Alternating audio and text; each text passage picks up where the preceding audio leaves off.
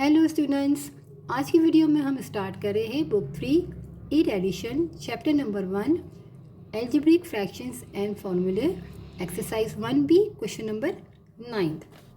Albert and Joyce were both asked to simplify this.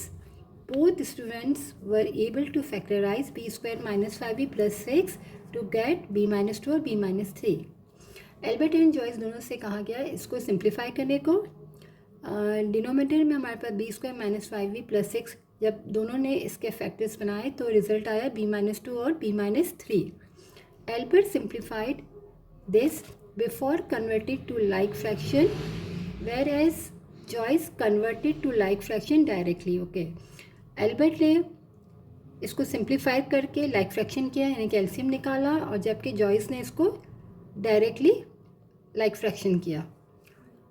Who do you think will be able to simplify this in a fewer number of steps? Explain why.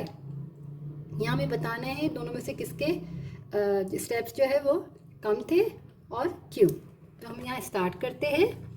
यहाँ तो ये factors बने हुए हैं, तो हम यहाँ से इसकी जगह फैक्टर्स अप्लाई करके इसको सॉल्व करते हैं। पहले हम एल्बर्ट का सॉल्व करते हैं।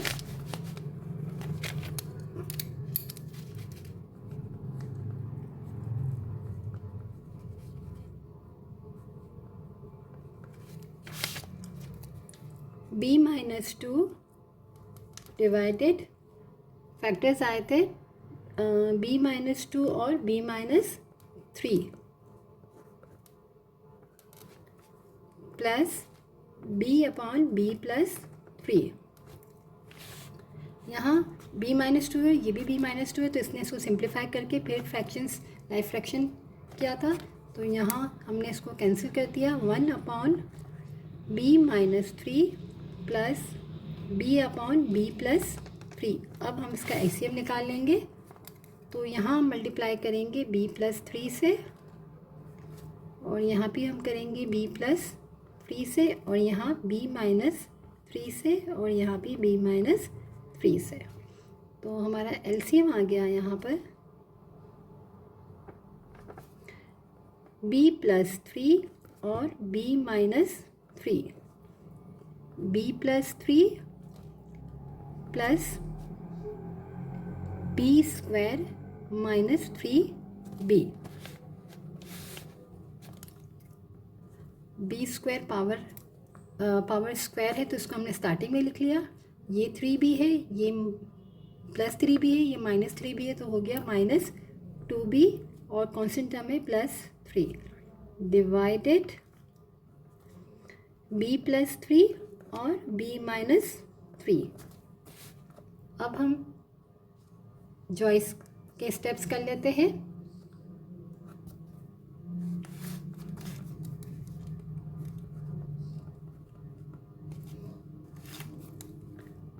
b minus 2 divided b minus 2 b minus 3 plus b upon b plus 3। यहाँ इसने डायरेक्टली इसका लाइक फ्रैक्शन किया, तो हमारे पास यहाँ जब हम एलसीएम निकाल लें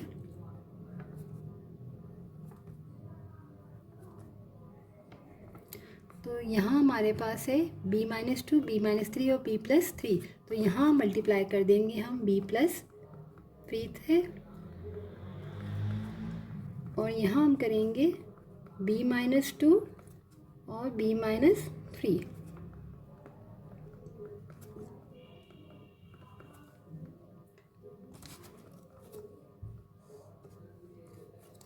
तो हमारे पास एलसीएम में आ जाएगा b माइनस 2 b माइनस 3 और b प्लस 3। यहाँ पर है b minus 2 b plus 3 plus b minus 2 और b माइनस 3। अब यहाँ से अगर हम कॉमन ले लें b माइनस 2, यहाँ भी b माइनस 2 है, यहाँ भी b माइनस 2 है, तो हमने यहाँ से b माइनस 2 को कॉमन ले लिया, तो हमारे पास ब्रैकेट में आ गया यहाँ पर b प्लस 3 प्लस बी और b माइनस 3 डिवाइडेड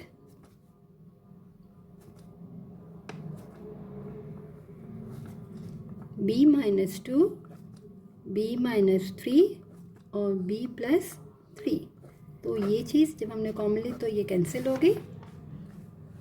अब यहाँ हम इसको ओपन कर लेते हैं तो हो जाएगा हमारे पास b plus 3 plus b square minus 3b divided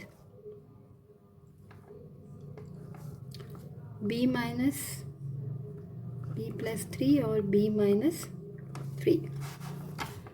अब यहाँ पर भी हम क्या करेंगे, स्क्वायर वाली टर्म को हम पहले लिख लेंगे और माइनस 3b प्लस 2b तो माइनस 2b प्लस का 3 डिवाइडेड b प्लस 3 और b माइनस 3। अब हम यहाँ स्टेप्स गिन लेते हैं। एल्बर्ट के कितने थे, 1 2 3 एंड 4 स्टेप्स और यहाँ पर 1 2 3 4 और 5 स्टेप्स आए।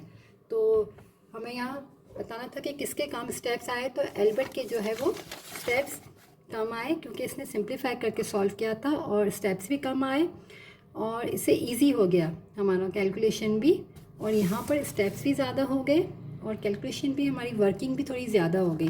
तो एल्बर्ट का के साथ हम जाएंगे, ठीक है, क्योंकि इसके नंबर ऑफ स्टेप्स कम है तो ये ज़्यादा बेटर है। तो हम लिख लेंगे एल्बर्ट,